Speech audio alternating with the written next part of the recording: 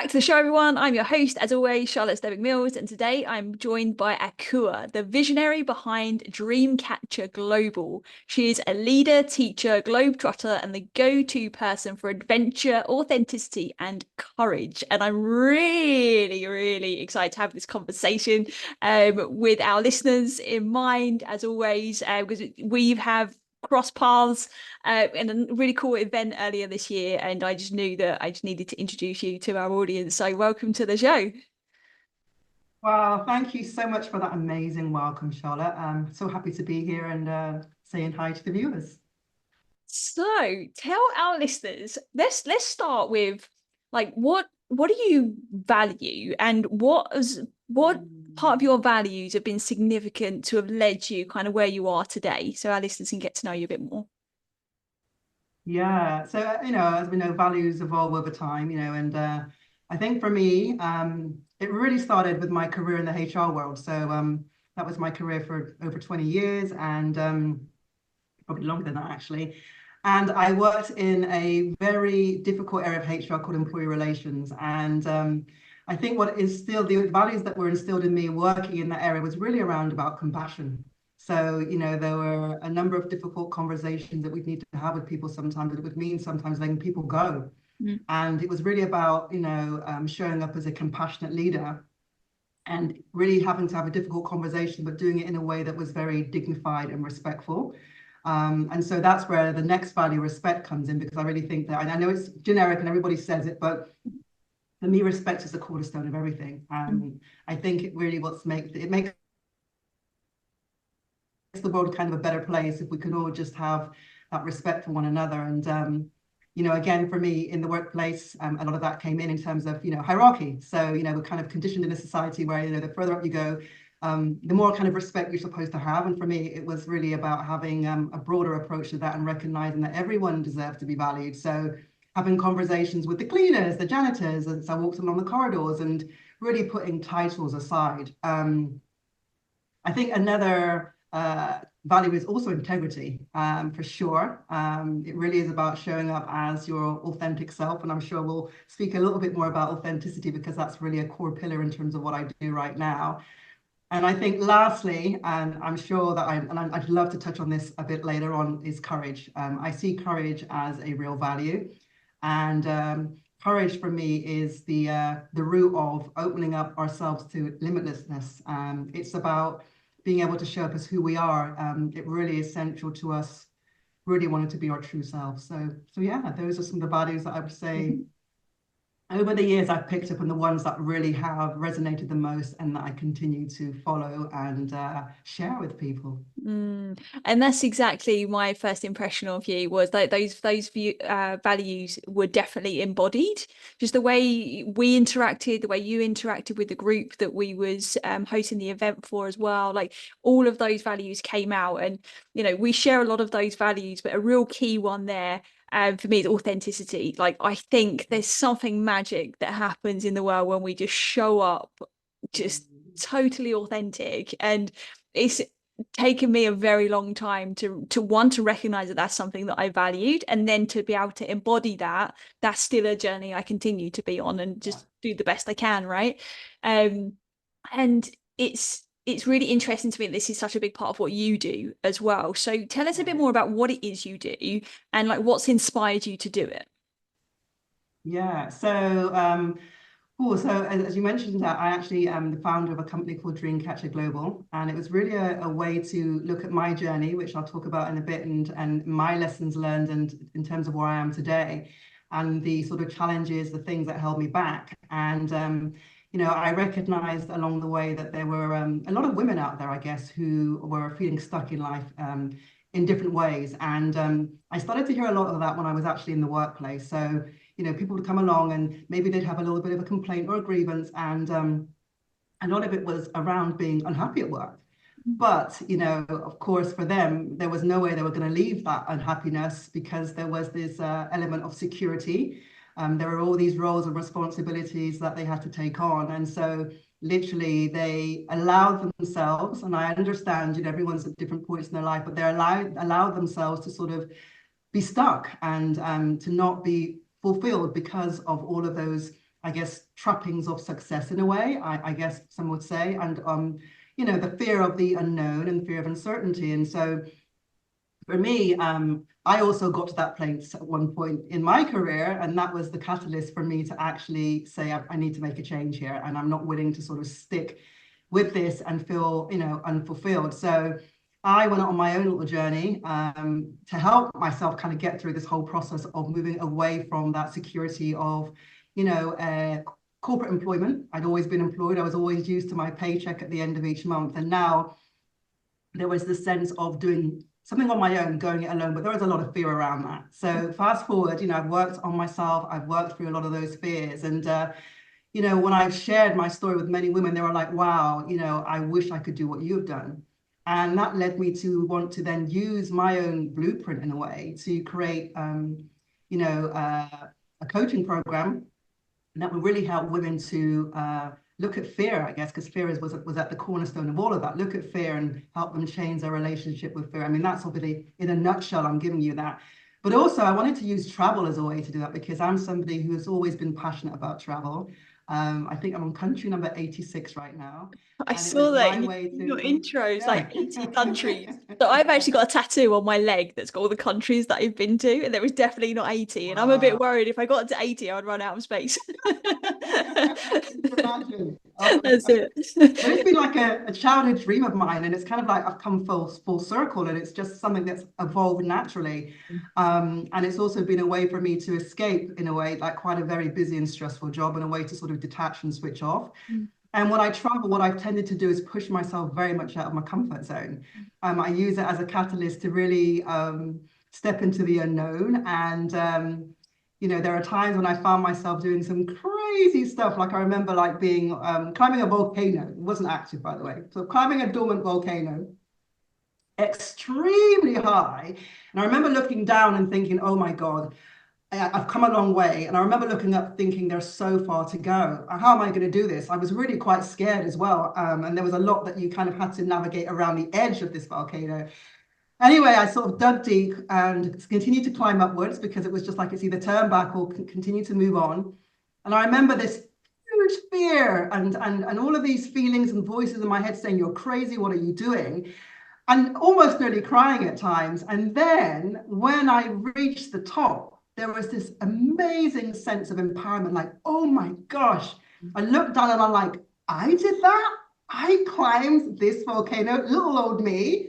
And so really it was just about recognizing that I really had a lot in me, and that, you know, if I could do stuff like climb a volcano, even though at some point I had a fear of heights, there's so much more that I could do, that there was this kind of limitlessness. And so for me, that was why I wanted to use travel as a way to not necessarily take everyone up a volcano. I'm not asking women to come with me and climb Everest, no, not at all, but to really gently push them outside their comfort zones, because a lot of where they're feeling stuck is because they're in this space that they've always known, and there's this real fear of what's on the other side. So in a nutshell, I used travel and coaching to take women on outer adventures and inner journeys.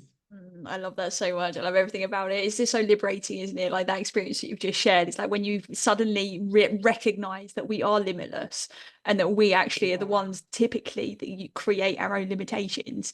That's a very, very pivotal moment, I think, in life. I'm very grateful to have had a few of those along the way. Sometimes I forget, and then I'm like reminded again, and it's like, okay, great. It's interesting what you were saying about being stuck in the workplace and this fear of the unknown and not doing you know, perhaps what is more authentic to us. I really resonate with that. When I was leaving the company I was working for before we launched the wellness theory, somebody that I was working with, and I love him so much, he's such a gem of a character, you'd love him, and he turned around to me and said, he goes, it's a bit risky though, isn't it? And I was like, no, the risk is staying. Like the fear, my fear was staying there And well, then what does that life look like? Because that didn't feel right to me. It didn't feel authentic. So like I can resonate with it though, because at some point I had to get to that point, right? I had to get to that point. And it just fascinates me that there are so many different ways that we can navigate this path. And I love the fact that you bring travel into the equation as well, because travel is something I think we all enjoy it to some extent, some probably more than others. But I think typically travel has been almost put into the bucket of a 2-week holiday away from a job, right? And it's like we escape, we like breathe for a bit, we might recover if we're lucky from that whatever big year we've just had, and then we're straight back into it when we return. And there's so much more to life than that, and to travel and to these inner journeys that come with it. So like I really want to hear more about those inner journeys. Tell us more about your inner journey first. Like what did that look like for you in terms of those lessons that perhaps you've kind of picked up on? So I would say for me, COVID was that sort of time and space, even though it was, you know, for all of us, very difficult. It was something that we hadn't experienced before. It also allowed me to have some time and space to really think about what was really important. And that was for me the starting point of this inner journey, having more time on our hands, being able to sort of work from home. And I remember saying to myself that I know there's more to life. I know that I want more, but I'm not too sure where to start. And I just remember somehow, I can't remember exactly how, but I think it was somebody had mentioned that there was a book called The Miracle Morning. And it was by somebody called Al Halrod, if I'm right. Maybe I'm not quite right. But anyway, it's called The Miracle Morning. And I remember downloading it as an ebook, very short, but listening to it. And basically, it talked about creating your day by, you know, having this beautiful morning ritual that could be anything from journaling, meditation, whatever it was. And I remember that I tried journaling many, many years ago. It's been one of those kind of on and off journeys. And you know, with this book, audio book, I thought, let me try it again. I'm going to give a last stab at this journaling. So I'm going to create this miracle morning. My miracle morning is going to be some meditation. Didn't meditate before. Didn't know how to meditate, but I remember getting an app called Headspace and said, okay, I'm going to start with 1 minute. Then I'll do some journaling. I'm going to start with 1 paragraph, and it might be 3 lines. I'm not going to, you know, overwhelm myself with anything. And then I'm going to read a book. So I started by meditating for, you know, 1 minute. And then over time, that started to increase to like 2. And it's like, oh, I kind of like this meditation. I'm quite good at this stuff. And then the journaling, it became quite natural in a way. It was almost like, because I'm single, I live on my own. And of course, with the isolation, it was almost like a way for me to have my own best friend in a journal and share my most inner thoughts. So it was really, that sort of started to happen really naturally. And then I remember buying a book, and it was one of those books where it's, you know, you read 1 part every day, and it was a bit inspirational. And so that was my morning practice.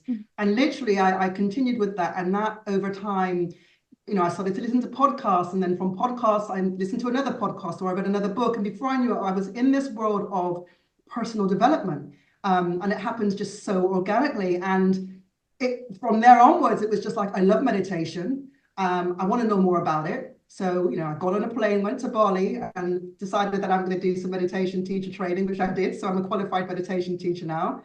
Journaling, I use that as a practice for my clients, and on my coaching retreats, I've actually created my own journal that I give because I believe that that's so transformative, and it really has transformed my life. Along with meditations that I also create for my clients. And in this world of personal, I love to read, I love to explore, I love to go on my own retreats where I'm not necessarily hosting them, but I'm a participant. And I think that's just now ingrained into who I am and what I do. And it's just a way for me to continue to grow, because I don't want to stop growing. I don't want to stop growing at all.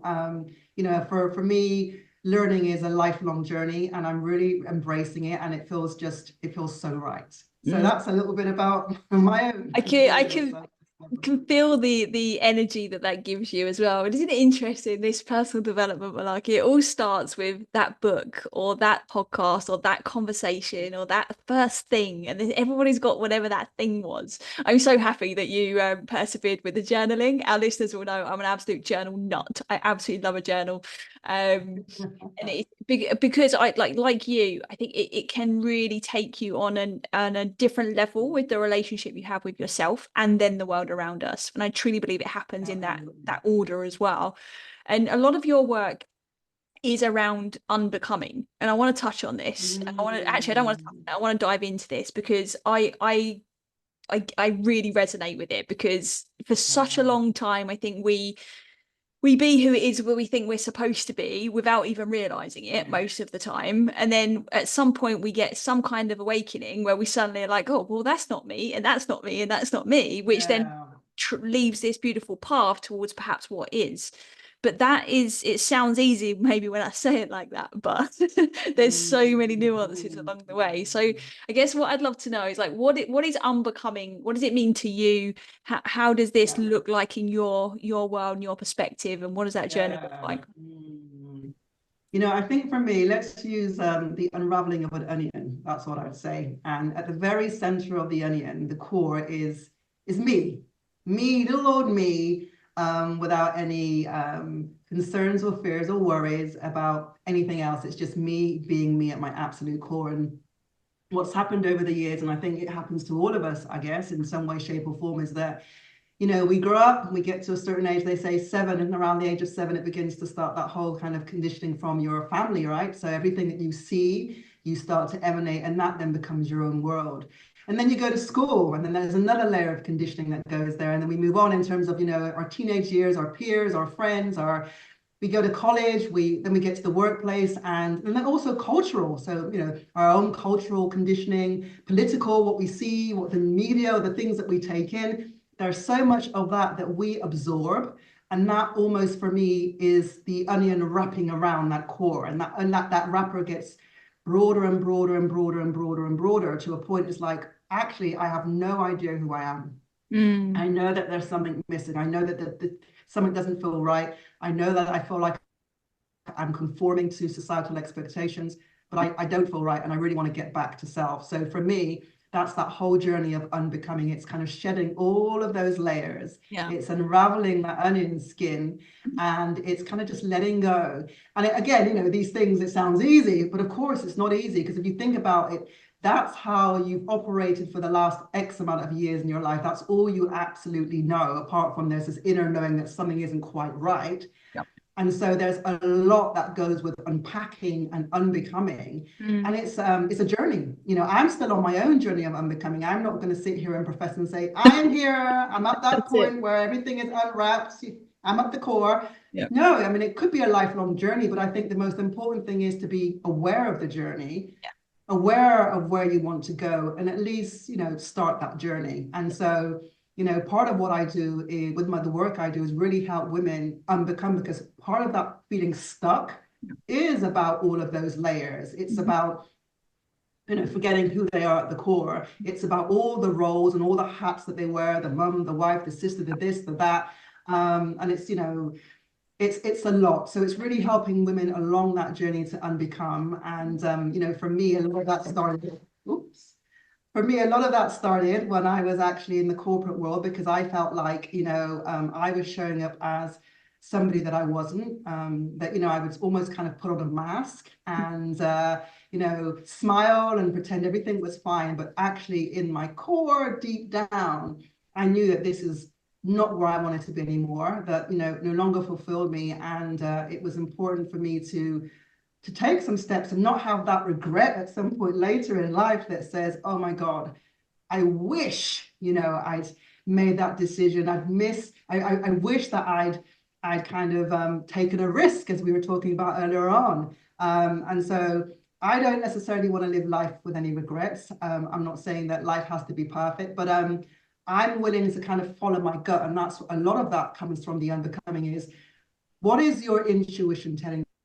For me, that is almost like the compass. That's your guide. And often or not, we tend to operate from here as opposed to the heart. So my journey as well has kind of led me from a place where I've always operated from the mind. And don't get me wrong, we need up here, we have to have that. But, you know, my big decisions come from here. And there's a feeling that I've learned to trust. Yeah. And I want to help other women learn to trust that too. Oh yes, again, I can resonate so much here. Like the point for me, I think, when I recognized that there was an unbecoming that needed to happen, was when I asked that question: is how did I get here? Like how did this happen? How did I get to this point? And I think I probably started to ask that question subtly in the back of my mind long before I got to the point where I had to actually face the question and really answer it. So for me, it was kind of similar to you, like that corporate life. I don't think I was living inauthentically. I think I just hadn't learned enough about myself at that point to live fully authentically, if that makes sense. So I don't think I'm necessarily a different person to then. I'm sure there's many things that are very different. But it took me to a point of hitting rock bottom, wanting to take my own life, to really face that question of how did I get here?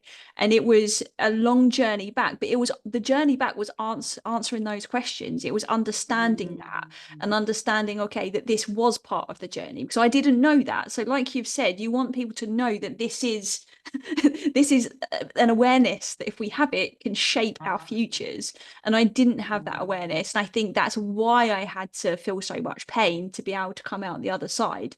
And I don't think it has to be that way, which is why I'm such an advocate for the work that you're doing, because we can prevent it from getting to that point if we pay attention. Absolutely.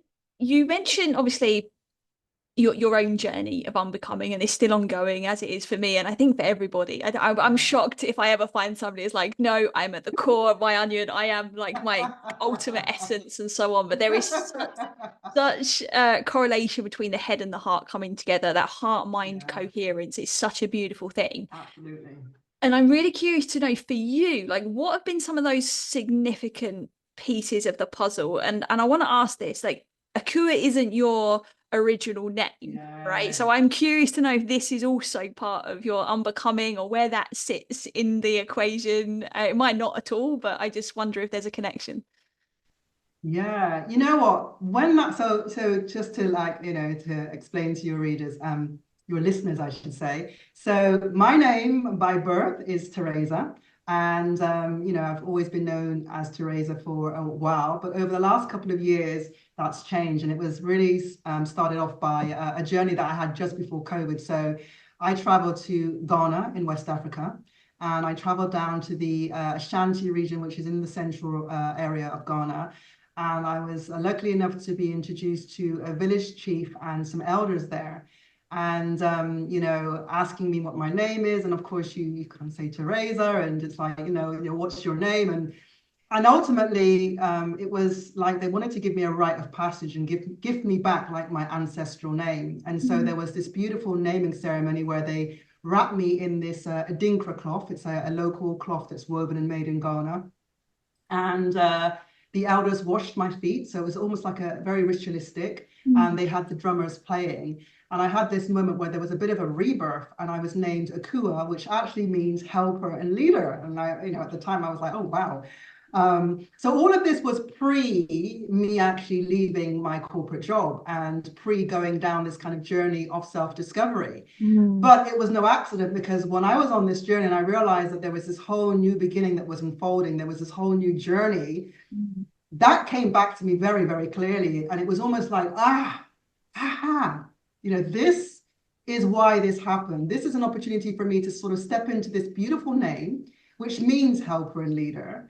And for me to have this kind of new beginning where I've almost rebirthed and reinvented myself as part of my journey of unbecoming. So the moment itself, when it happened, I had no idea that, you know, later, I mean, I didn't go back to work and say, hey, everybody, right, that's it, call me Akua. No, that did not happen. Gradual process. It was over time that it just felt right. It felt right to actually step into that. And there, you know, I've done a lot in terms of self-discovery. I've really tried different things. I've put myself out there, and there are things that I've tried that I thought, okay, I tried that once, I'm not going to do that again. And I think it was also about me just being open. But the biggest, I think the biggest step was me really stepping away from my corporate world. That for me was a huge step, because again, there was so much fear that went with that. You know, I was very much at the top of my game working for NYU and Abu Dhabi, so a very prestigious university. You know, I had been there for 9 years, you know, with tax-free salary, 6 figures and all of that. And, you know, leaving that to actually step into something that was completely unknown was a huge game changer for me. And, you know, with that, I really had to change my relationship with fear and, you know, really recognize that fear is, in a way, my gateway to what's on the other side, to that limitlessness that I talked about before. So I think that for me was definitely one of my biggest moments in terms of this journey. And I'm sure that there's more to come. I mean, I feel like, you know, the journey hasn't been perfect. And, you know, I'm going it alone. I'm being, you know, running my own business for the first time. And there's a lot for me to have to learn. I've had to almost step into the mind of a new beginner in very many ways, not just in terms of the life that I'm living, but also just in terms of learning. You know, I've got to kind of put all of that, well, not all of that, because of course there are a lot of those skills from HR that are transferable. You know, of course, I've done coaching over the years with, you know, leadership and executive, and it's really about, you know, harnessing that and really taking the courage to think about, well, what do I want that to look like now? You know, is that going to be effective for helping the women? No, but there are some great techniques that I can take from that. Yeah. So for me, I think that yeah, there's so much more to come, and as I said to you, this journey doesn't stop. But that for me is definitely a pivotal moment that I will always remember. And other moments, of course, where I've gone on to, you know, retreats as participants, and I've had some awakenings, and you know, I've really had to confront myself, so to speak, and learned so much about myself. A friend of mine does human design. I remember having that done before. And initially when I had the human design done, it's like, okay, this is really nice. But human design is like a book. It's almost like you have to almost read it again and again and again to start to get those deeper insights. So I've learned a lot about myself through human design as well. So yeah, that's kind of where I'm at. And I'm open to the next big shift, whatever that is, because you know, and there's a lot of fear, you know, there's a lot of opportunities that I have that I'm like, oh, I feel really scared. Yeah. But again, I sort of listen to my gut and know that that fear is okay. Fear is part of life, and that, you know, I don't have to run away from it, but I just lean into it. And on the other side, things always seem to come out really quite nice. That human design piece will be wonders for the entrepreneurial journey that you're embarking on, for sure, as I'm sure everything else is, right? But that's that could be a real game changer. I want to touch on what you said about leaving corporate, and that was kind of your go-to thing as it being a pivotal moment. Did you make that decision like with your head or your heart or something else? Because you said that you was like in your head a lot more. But I'm really curious to know, like, at what point did that your heart like crack open? And because I think we have these moments, right, where the heart just suddenly is like, I know, I can feel it. Like, what was that part of the leaving the corporate space? Like, has that been what your experience is like? Absolutely. I think for me, if I'd listened to my head, I might still be there, because the head was telling me, listen, you know, this is great, you know, you're set, and you know, you've been working all your life to get a job like this, to earn money like this, blah blah blah, you know, if you come a long way and whatever, all of those things. Like, my mind was telling me all of those things. And again, a lot of that was around the conditioning, right? That's what we're kind of conditioned and programmed to do. We leave school, we get a great job, we work our way up to, you know, the senior ranks, we earn great money, we buy, you know, a house, 2.4, all of that stuff, right? And so I think for me, there was a point in time during COVID when my mum was very, very ill in hospital in the UK. So she was actually in hospital for 32 days. And of course, that was, you know, serious lockdown. No one was moving around. It was very much in the early COVID days. And, you know, I remember like getting the news from the consultants, look, things aren't looking good. And, you know, my mum had all these other underlying health conditions. And basically, you know, she probably won't make it. And if she doesn't make it, then my brain started to think about, I can't even fly over to be there for her. You know, all of that stuff, because, you know, nobody could fly, nobody could go anywhere. Yeah. And my mum's still here today, I'm good. doing absolutely well. And, it's a lot has been around her resilience that, she didn't give up. And I remember when she left hospital, I think BBC Radio in Bristol had done a little feature, and they literally clapped her out of the hospital because they said this is like a miracle. Love that. And so that's for me is when my heart kicked in, and my heart said, look at your mum.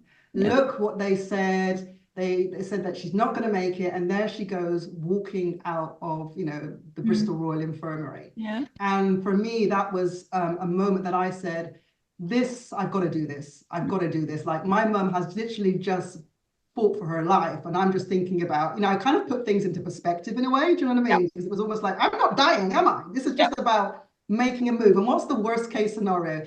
If things don't work out, you just go back and find another job. So I literally put everything into perspective.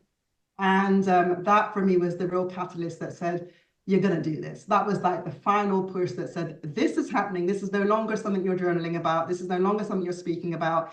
This is no longer something you're dreaming about. This is something now you're going to do. And here I am, fast forward. I think that feels like 3 years, 3 years later. And I've never felt so happy. Like, I might not be earning the amount of money that I used to earn. But for me, there is this real sense of inner peace, this real sense of freedom, because a lot of that for me was about freedom and flexibility to start to do things that really brought nourishment to my soul. And it's been an amazing journey. It really has. And I really just want to share all of this with women and let them know, it's never too late as well. I mean, I literally I'm 53 now, and again, I know. But again, there's this kind of expectation that at a certain age it's like too late. Like, oh, well, you know what, you might as well just stay until retirement, hang on in there. Yeah. But I really also want to let women know that it's never too late, and your dreams are important and they're there for the taking. And that's actually why I named my business Dream Catcher, because it was really about helping women to, recognize that their dreams are there for the taking, their passions are there for a reason. And, life is short, and sometimes we just got to take a leap of faith. And as I say, we've got to step with risk and land with faith, and follow our heart. And you come to moments like this when I just am so happy, just like I can feel it. It's oozing out of you. I want to get up and start dancing. I'm like calming myself down. Calm down, girl, calm down. But it's been an amazing journey. And it's so important for me, because I know that there are so many women out there who are stuck, who really have these deep fears about stepping into the unknown, about taking a risk. And I remember reading a book, I think it was called The 5 Regrets or the 7 Regrets of the Dying. And again, that was very powerful, because it was just like, what are these people saying on their deathbeds? And it was really around work. Why did I work so hard? Why didn't I spend more time with my family? It was all of these things that they regretted. And, knowing some of that, having some of that wisdom is so important. And also just recognizing that there are things we can do. We really don't recognize how limitless we are, because it's us that put the limits on ourselves, and the same way that we put the limits on ourselves is the same way that we can actually empower ourselves as well to go out there and really kind of chase our dreams and live a life that definitely we desire and we absolutely deserve. There's definitely the correlation in your personal journey, then, based on what you just said, is what you went through with your mum and having to face mortality. Okay, it wasn't your own mortality, but it was somebody you clearly love. That there's nothing like something like that to put life into perspective. So you naturally went on to read that book about the 5 or the 7 regrets of dying. Like, it puts fear into perspective, I think. And you've mentioned perspective a lot there, and I think fear is something that is this like invisible thing. Like, we can feel it, but we can't always touch it or feel it, the root of it.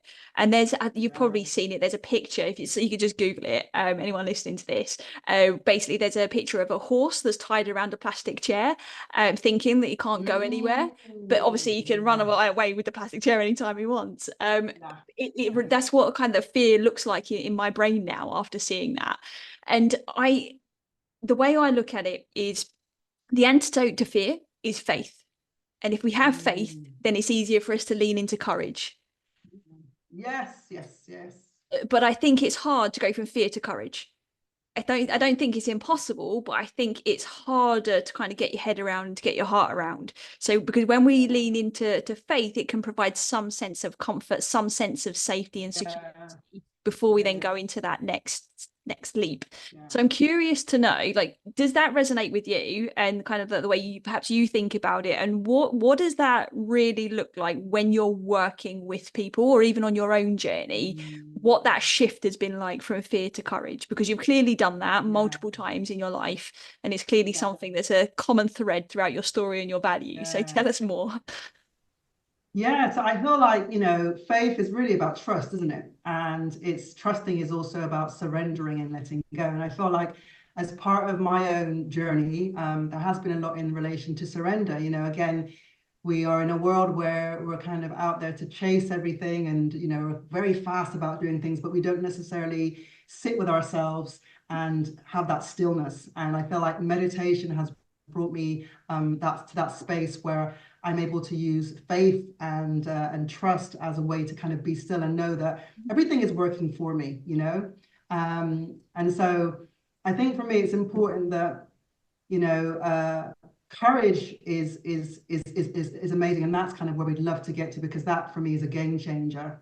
But it's also important that before that you have to kind of learn to trust. And I think having to learn to trust is also about self-love. So there's a real element that I bring into my coaching as well that really, and I've had to look at myself in terms of self-love and self-worth, because there are these things that hold us back. And that's an important part of the trust and the faith. It's about knowing how to also trust yourself. You've got to trust yourself first before you can trust any external or outside forces, right? So really being able to sort of think about how I feel about myself, if there are doubts, and of course there are always doubts that we have where are those doubts coming from? So it's really doing a lot of that kind of limiting belief work, I guess, in order to bridge that gap between, getting from point A to point B, which would, with courage, which with the middle piece being that trust and that faith. And that for me is really a lot about the deep inner work. It really is about, and uncovering some of those patterns that have always keep coming up, reoccurring themes in our lives, understanding the why. It's about a lot of self-inquiry, I guess. That really for me is the trust and the faith moment. And I feel like once we get an understanding of where some of those patterns and limiting beliefs have come from, and then we can start to work on them, we can then start to trust ourselves and have a better understanding of how to deal with things when these reoccurring things may come up again, because they may well, it doesn't mean that they're banished for good. And I think that just strengthens you as an individual and roots you a little bit more when you're now ready to take that journey to courage, because of that work that you've done in between around self. 100%. I think what you said, like, so just to kind of go back to the faith piece, right? Trust. I'm so happy that you said that, because like typically, I think sometimes, let's not be too generalization here. Typically we will maybe look at the word faith and think religion, right? Not for everyone. But I think, and there's nothing wrong with religion, but I think that trust and faith in self is the piece of the puzzle that is necessary.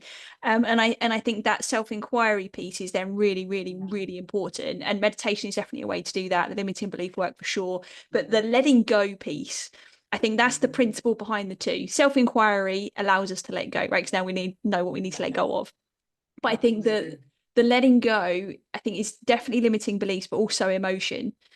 If you ever read the book Letting Go by Dr. David Hawkins, or any of his work, so like one for the list. You will love it for sure. I've mentioned it on this podcast before, so if our listeners haven't listened to it, now's the time to listen, because it's a really interesting way of thinking about emotions and our journey. So he talks about the map of consciousness, right, where every emotion holds a certain frequency. And like shame is the lowest at, like, I think 20, as a frequency. And Mm. then as you continue to go up the ladder, then we start to go to like guilt, fear, anger, and all of these different emotions. And courage is at that point, it vibrates at I think 200 frequency as in emotion. And as soon as we get to that courage point, that's when we can tap into the higher frequencies. And what we find is we have to let go of all of the things underneath that layer of courage before we can then take that step up into courage and beyond. So it's this journey of letting go of the shame, letting go of the fear, the anger, the frustration, and just climbing that map of consciousness.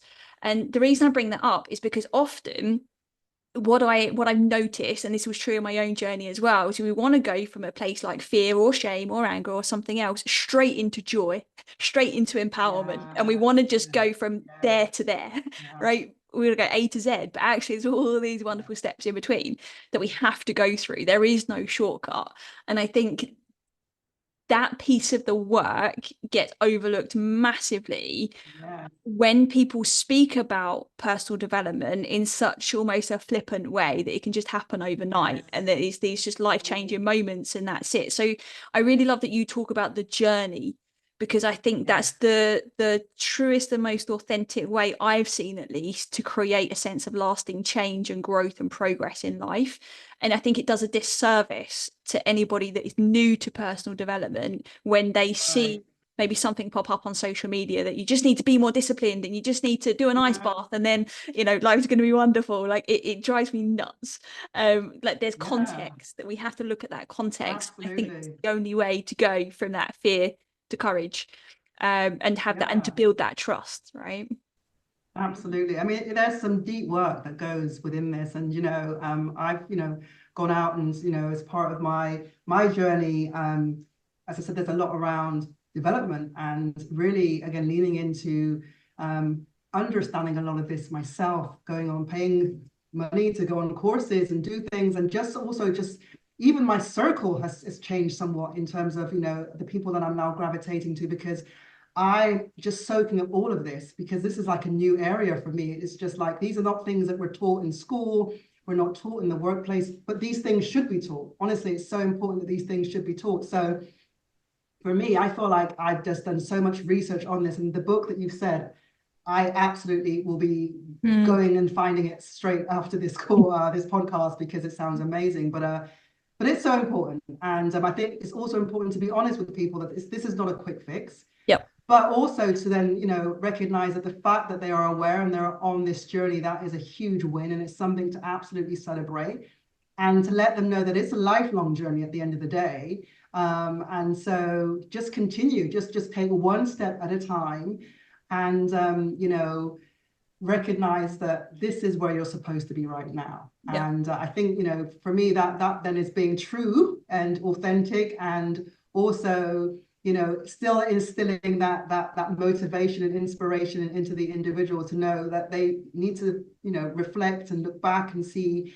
how far they've come and celebrate those wins. And that actually just being on this journey is transformational. This is what we call transformation. Transformation isn't this overnight ideal. It really is a journey that you take, and there's so much that you can learn along the way, so much that you can learn about yourself, and then so much that and then that changes how you start to interact with others around you. So that can change the dynamics in your family in a much more positive way. That can ripple out to community, to so many other things. That the journey is amazing. So it's not really, it's very cliche, but it's not the destination. It really is the journey. And I, for one, am enjoying the journey. And the people that I've worked with over the past, my coaching programs are all different lengths, but even though they've moved on, they're still on their own journey. It hasn't stopped. Oh, I've just done this, this beautiful one-on-one coaching, spent time with Akua, but they recognize it's an ongoing journey, and they have their own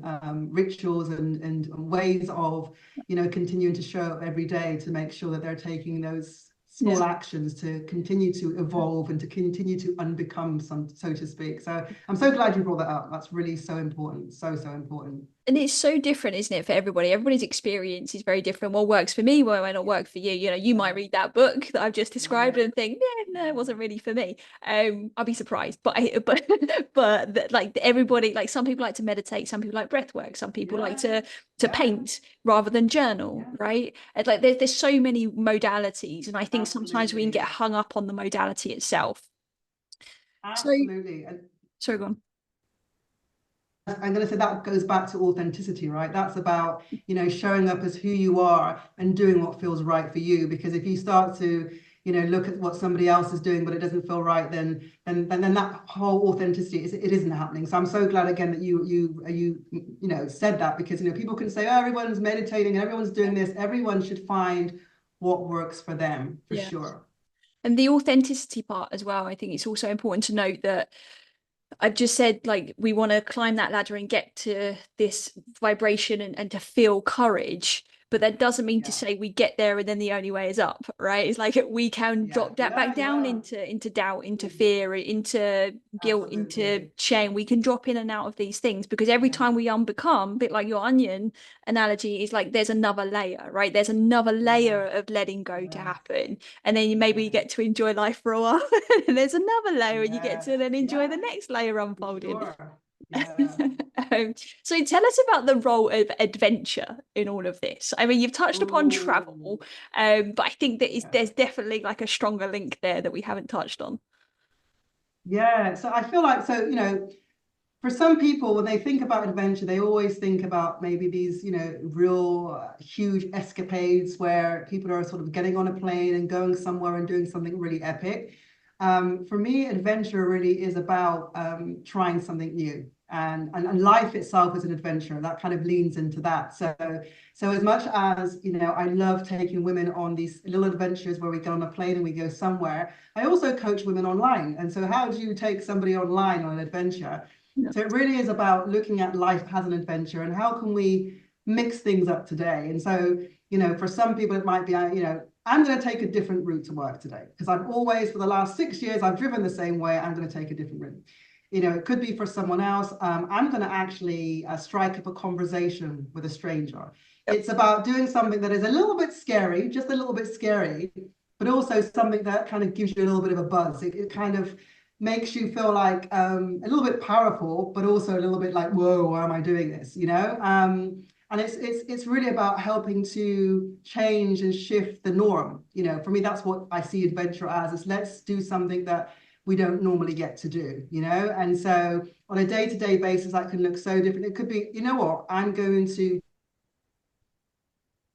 try a new recipe today. I'm going to go into the supermarket. There are so many different ways, and we don't necessarily look at life like that, I'm going to go out and eat dinner on my own. I'm going to go to the cinema. We don't look at things like that. And I think when we start to break down life and all of these little mini adventures that you can have, it makes life a lot more interesting. Yeah. And if you are going through a period where there might be a little bit of, there's some challenges and things like that, and you're not able to sort of take yourself out of the familiar and sort of get on a plane, then just to do something different within your day-to-day can make such a difference, And so again, you need to think about, what feels right for you, but also what am I pushing myself to do that feels a little bit of discomfort, because again, there's that sense afterwards that I want people to feel that emotion of like, wow, I did it. Like, oh God, that was great. Or it might be that wasn't so great, but I did it anyway, and I'm not going to do it again. So it's really just trying to create a life where you're not in this kind of monotonous cycle, that you are trying to do little things that are quite different, that actually you can sit down and maybe at the end of the day think, oh, that was really interesting. I'm so glad that I did that. So that's where adventure comes into it for me. It's just really taking people away from the familiar into the unfamiliar, but in a way that is challenges them just a little bit. I've used that approach very much so in my coaching. And that really has made such a difference. And it's been also such a confidence booster also for a lot of the women that I've worked with, who hadn't necessarily done any of those things before. And again, just kind of operated from the norm, almost like their day is scheduled to this is what I'm going to, this is what day looks like, and then that sort of day then looks like that pretty much every day. But then to kind of throw a little bit of a spanner in the works and flip things up a bit, that has made such a difference. And there's this kind of feeling of empowerment, and that's kind of how I want women to feel these feelings, these emotions, and really use them as a way to sort of leverage themselves to take the next step, because everything is small steps, isn't it? It's kind of one step at a time, and it's really about keeping that momentum. And that's very much why as well on my retreats I also ensure that there is the support at the end. So there is kind of coaching to begin with, so I can kind of get an idea of why you're here, and when I design the actual retreat itself, the actual sort of workshops and the spaces, I have that in mind, what everyone is here for, and how can I incorporate something so it feels like they're being spoken to, and this feels like, wow, somebody's listened. But I've always said what's very important is the return. Because the return, you come back, you're feeling great, you've been in this wonderful space, in this container, you've been away from home, and then you come back to everything that's familiar, everything. And that can quickly just spiral downwards, right? Because it's just like, okay, 2 weeks later, it was like, was I really there? Gosh, it feels like a dream. So, for me, it's really important to recognize and acknowledge that that is probably the part where women need help the most. And it's really about creating communities when they return, so they can still remain in contact and help, support one another, but also recognizing, helping them sort of put sort of plans in place to kind of keep that momentum going in different ways. Like, for example, as I said, what are you going to do next? What are you going to do that you haven't done? And holding them accountable to that as well.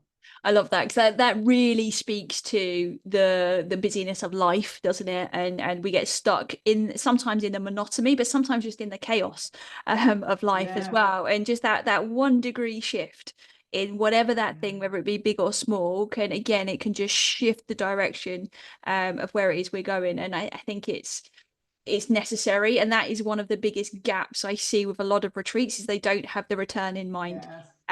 Most don't have the personalization element either, but that return phase is critical. I remember going to a Tony Robbins event, Unleash the Power Within, in London, in the Excel Centre. Brilliant 4 days, high energy, and it was like, okay, last day, everybody goes home, and it was just like, okay.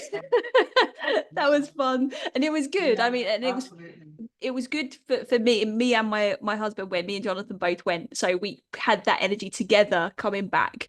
But and I think we were lucky in that. But to go then and just go back to normal life, it's just, again, this motivation, and this is where we're encouraging highs and lows rather than this healthy consistency as we grow. I'm a true believer in the Japanese philosophy of Kaizen, which is 1% continuous improvement every day. And that was one of my first hooks into personal development, and I think it's still the most manageable thing to think about, especially for anybody first starting. Now I'm somebody that can be like, okay, let's just go all in on it and just see what happens, and experiment, and I've learned to surrender to some extent as well, and I'm less about the structure because I'm more in my heart than my head now, from like what we said earlier. But that 1% piece is just something anyone can start with. Just one thing. What one thing can you do to just move the needle in a more authentic way in your life? And that might be getting a new haircut, or wearing a different color, or listening to a different type of music, or, like you said, driving a different way to work, like talking to someone else. There's so many ways. I love it. I think it's brilliant. So I've got one more question for you, which is, what does the future look like? What does the world look like, not just the future, if we were all to lean into our courage and our authenticity? Wow. Ooh. I'm already visualizing. So I think in terms of, so let's start with authenticity for a minute. I'm going to sort of separate them a little bit, but although actually, they're very much combined too. But when I think about authenticity in a world where people are just showing up as who they are, there is this real sense of, I think for me, it's even a more shared experience, because you're learning so much from the person next to you, something that is true and new to you, because it's not you, but there is these lessons that you can actually learn in that.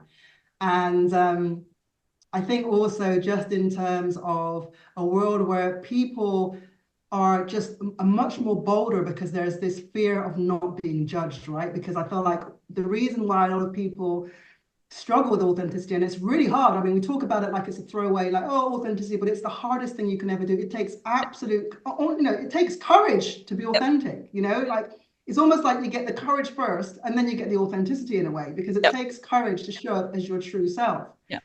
And so if we're in a world where people are being authentic, it's just that there's just so much freedom, so much non-judgment, which then just leads to, for me, love. Like when you're not judging people, what state, what emotion are you in? You're in an emotion that is about kindness, respect, love and joy, because you've got nothing bad to say about anybody, because it's just like, you do you. So I feel like that for me is the spirit of like just living in a world that is a lot more cohesive, in so many ways, a world where we really get to know more about who we are, because everyone is allowing themselves to be their authentic selves, share who they are, and we're able to get those beautiful, juicy nuggets from these individuals, and we're not judging them. So, wow. I mean, obviously, this for me is another podcast, because already I'm like, wow, I'm like visualizing so much. I love that you pulled honestly, out.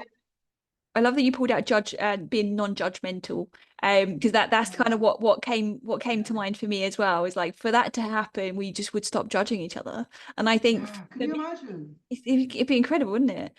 I think for me, I've noticed like if I find myself judging someone or something else, it's because I'm judging something within me, or I'm failing to recognize something within me that I've not accepted yet. And I think if Absolutely. and that's acceptance then, isn't it? And I think if we can be accepting of each other, well, the world would be incredible.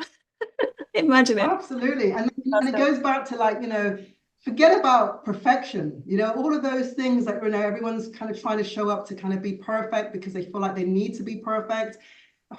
Everything that social media would change. I mean, can you imagine? It's just a complete shift of how we live, and the ripple effect on that. I mean, that could lead to like wars and hunger and that. I mean, honestly, like, wow. Yeah.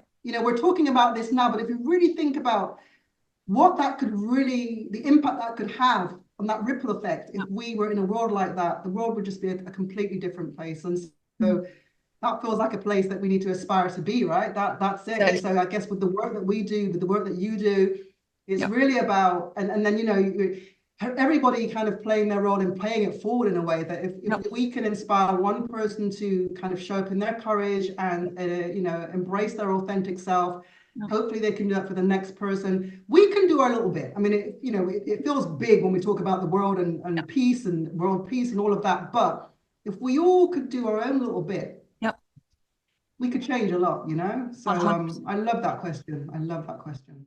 Where I agree completely. Like, I think it starts with us, right? It's far too overwhelming to think of the whole world, right? For sure. It's a nice thought. But it starts with us. Our mission at Wellness Theory is when we're healthy and well, we can be a force for good in the world. And that's what we strive to do through anything that we do, whatever it is. If there's a collaboration that comes in, it's like, okay, well, is this making the world better? Yes or no? If the answer is no, then we're an immediate no. Even if it's lucrative or whatever, it's like, no, that is really what we stand by. And the reason for that is because whenever we, on my personal journey, and my husband, who's obviously the co-founder of Wellness Theory as well, both our personal journeys have led us to a place of service. So when we started to go on this journey of unbecoming, we then recognize, just like yourself, it's then something you can't help but want to share. And we recognize that for ourselves. We didn't like put that as our mission statement or anything at the beginning of our business, but what we recognized is then when we work with clients, they were doing the same thing, and it was like, this is real. There's definitely a connection here, and I really would love at some point. I'm not a big like kind of research and doing studies kind of person, but I would love to see some research done and some data to support the impact that has, because there's already some really cool experiments of people that go and meditate, right? They put real good seasoned meditators into the middle of cities that are in trouble, like there's a high crime, high stress, high illness and stuff like that, right? And then after the meditator's been there for X amount of time, they start to see all of those stats dropped. So there are these studies that are existing which show that ripple effect.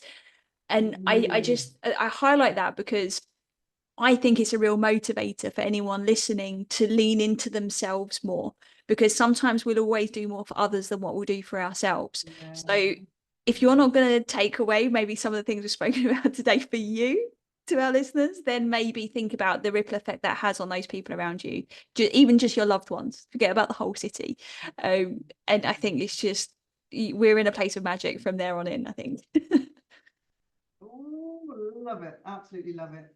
Akua, thank you so much for coming on the show, sharing your wisdom, sharing your journey with us and the work that you're doing. Our listeners will come and find you, put all of your kind of links and stuff into the show notes. Do you want to tell them where they can find you so they can just go straight off the bat now and go follow you wherever you are? Yeah, so you can find me mainly on Instagram at Travelicious2021. That is kind of like my personal account, but that's me, and I want everyone to see me for who I am.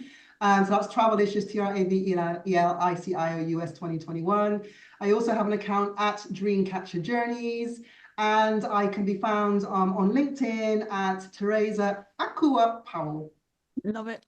Amazing. Listen, thank you so much. Continue, please doing all of this wonderful work that you're doing on your journey. And I have no doubt that we'll be doing plenty of other things together in the near future. We need to do another round 2 of the last event that we did. Thank you so much for being on the show. Absolutely love everything you're doing, the work that you're doing, the journey that you're on, and for being a force for good. I absolutely love it. And yeah, long may it continue. And I hope our paths continue to cross, and we'll have a round 2 of the last event that we hosted together sometime soon. Thank you so much, Charlotte. It's been a real pleasure being here, and thank you to all of your guests who are listening, and look forward to catching up again. If you enjoyed this episode and you haven't done so already, hit that subscribe button so you never miss an episode. Then share it with a friend who you think might benefit. Spread the word. That's how we're going to impact the world, by helping each other. We appreciate you so much, and as always, unconditional love and wellness to you.